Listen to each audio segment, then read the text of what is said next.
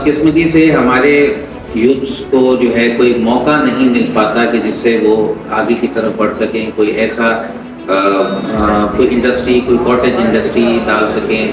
क्योंकि बात ये है कि उनके पास कोलेटरल अगर नहीं है या उनके पास कोई वसाइल नहीं है, या अगर वो छोटा सॉफ्टवेयर हाउस है, वो बिजनेस खोलना चाहते हैं, तो उन सब चीज़ों के लिए उनके पास अपॉर्चुनिटीज़ नहीं मिलती। फिर हम ही लोगों में से कुछ लोग उनका सहारा बनते हैं, तो उनको सपोर्ट करता है। यकीनन ऐसे कई बच्चों को आप ही सपोर्ट करते होंगे, कई ऐसे यूथ को आप ही सपोर्ट करते होंगे। हमारे यहाँ बैठे हुए जो दोस्त हैं, मेम्बरान हैं, वो भी सपोर्ट करते हैं। मगर हमने गवर्नमेंट लेवल पे इस चीज़ का बाकायदा, जब डिपार्टमेंट मौजूद है, तो इस चीज़ को बाकायदा से हमने ऐसी ऑर्गेनाइजेशंस को अपने साथ अटैच करना है जो इसके काम कर रही हैं।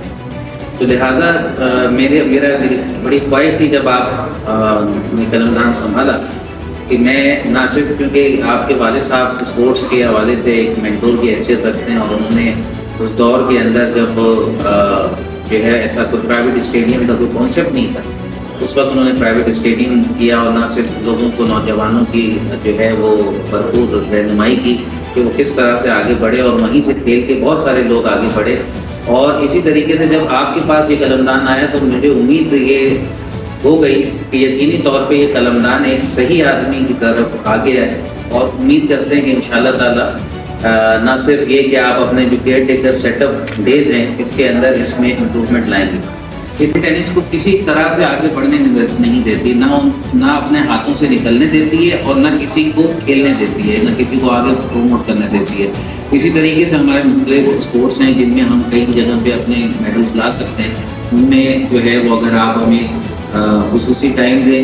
उसके अलावा जो कि स्पोर्ट्स क्लब हैं जो कोरंगी के हिस्से के, कोरंगी के अंदर हैं, जो कोरंगी से बाहर हैं दूसरी जगहों पे, उनके अंदर कोई मेंटेनेंस का काम नहीं हो रहा, जिसके अंदर जो है मैं समझता हूँ कि उसकी मेंटेनेंस जो है पब्लिक प्राइवेट के हवाले से भी की जा सकती है, और दूसरी भी सूरत हाल निकाली जा सकती है।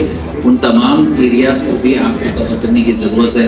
मैं समझता हूँ कि ये कलमदान आपके ऊपर ये कोई बहुत आसान नहीं है, क्योंकि इसमें आपके पास एक कल्चरल का भी इशू आ रहा है, और वो मैं समझता हूँ कि कल्चर एक्टिविटी जो है उनको प्रमोट करना, जो कि कई सालों से रुकी पड़ी थी, जो आज आपने माशाल्लाह इसको दोबारा आज सुबह से मीटिंग में लगे हुए थे, तो आपके पास जो है वो बहुत सारे काम हैं। तो अब ये कि कुछ काम हमें डिवाइड करते हैं हमारे यूथ के अंदर, तो यकीनी तौर पे हम आपके बाजू बनेंगे और कोशिश करेंगे कि ये आपको जो है वो बेहतर परफॉर्म हो जाए। प्लस इन्वेस्टर लिंकेज और इन्वेस्टर्स जो कि स्पोर्ट्स के प्रोमोटर्स हैं, उन सब का हम एक प्लेटफॉर्म बनाते हैं।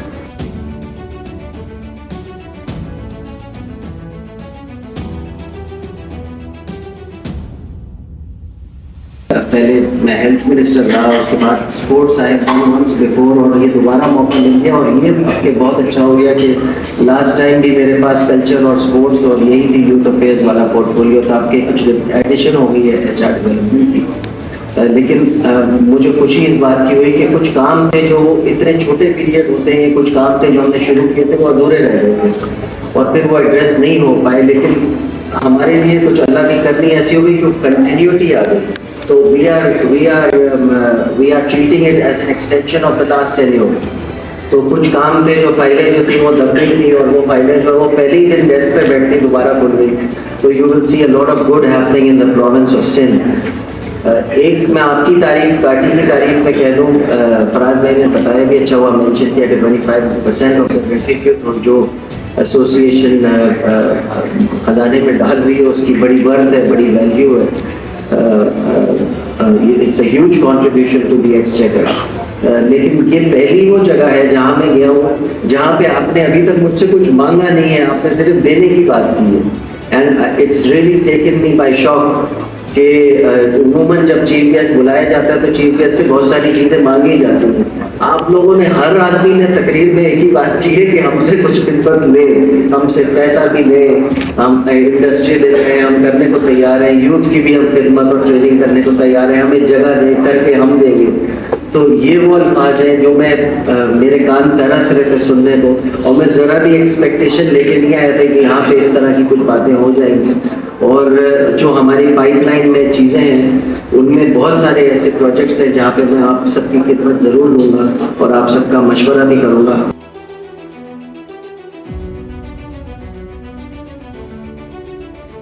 सर मैं आपके जैसे कि आप लोग स्पोर्ट्स में आप एज ए मिनिस्टर आए हैं, स्पोर्ट्स में जैसे ही हमारे यहाँ स्पोर्ट्स का नाम लिया जाता है तो हमारे ध्यान में सिर्फ एक ही चीज़ आती है, क्रिकेट। हालांकि क्रिकेट के साथ साथ और बहुत सारी चीज़ें हैं जो कि स्पोर्ट्स में काउंट होती हैं। फुटबॉल हो गया, टेबल टेनिस हो गया, आपके वॉलीबॉल हो गया, एथलेटिक गेम्स हो गए, मार्शल आर्ट्स हो गए। लेकिन हमारे यहाँ प्रॉब्लम ये है कि स्पोर्ट्स के बाद, क्रिकेट के बाद हमारे यहाँ स्पोर्ट्स का जैसे कोई रुझान ही खत्म हो जाता है। दूसरे अनपॉपुलर गेम्स को इस तरह से हम लोग नेगलेक्ट कर देते हैं और हमारा टैलेंट जो है वो वहीं पे वेस्ट हो जाता है। तो हाल ही में फराज साहब ने जो है स्पोर्ट्स कमेटी को फॉर्म किया और मुझे ये रेस्पॉन्सिबिलिटी दी कि आप इसको हेड करें। हम लोग एक कमेटी बना रहे हैं जिसमें इंडस्ट्रीज को हम लोग एक साथ लेकर आ रहे हैं, उनकी टीम्स बनी हुई हैं, उनको अपॉर्चुनिटीज क्रिएट करा रहे हैं कि वो आपस में फ्रेंडली मैचेस कराएं।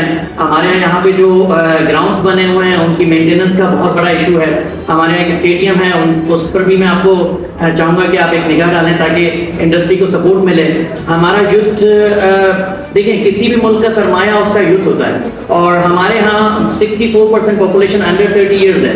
अगर आप देखें तो हमारे यूथ को अट्रैक्ट किया जा रहा है फॉरेन ममालिक से कि आप हमारे पास आ जाएं, आपकी एज लिमिट 35 होनी चाहिए, आप इस तरह से पॉइंट। हम लोग उन पर मेहनत करते हैं, उनको स्टडीज कराते हैं, उनको टैलेंट देते हैं और यहाँ से वो लोग बाहर जाते हैं और दूसरों के लिए काम कर रहे होते हैं। तो मेरा ख्याल है कि एक छोटा सा मेरा मशवरा ये होगा कि बजाय इसके कि हम लोग उनके लिए कोई फाइनेंशियल सपोर्ट लाने के, उनके लिए कोई ऐसे प्रोग्राम्स बनाएं जिन पे आप लोगों का तजुर्बा हमसे बहुत ज़्यादा है।